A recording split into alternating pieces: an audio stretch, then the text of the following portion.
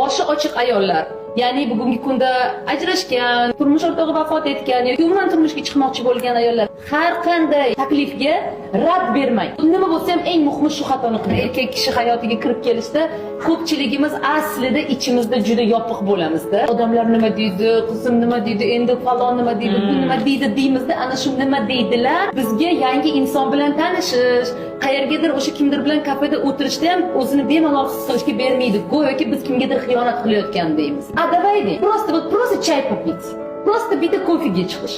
Sizdan hech narsa ketmaydi. Вот реально, fikringiz sразу o'zgaradi. O'sha odam bilan bitta o'tirib choy ichganda, kofe ichganda, gaplashganda sразу o'sha odam haqida qandaydir fikringiz yoki aniq bir tushunchangiz bir shakllanadi. Поэтому qadimiz chiroyli отношенияларga, ayol bo'lishga, jozibali bo'lishga, sevishga o'zimizga deymiz, rad etmaymiz o'zimizni va ustanovkalar, mana bugungacha hayotingizda nimaki bo'lsa, qanaqa erkak uchragan bo'lsa, yomon tajriba bo'lgan bo'lsa, biz unga rahmat aytamiz. Bizni ayolligimizni his qildirgani uchun, bizni yana ham o'zimizni qadrlashni o'rgatgani uchun, bizga o'zimizni sevishni o'rgatgani uchun biz bunday odamdan minnatdor bo'lamiz.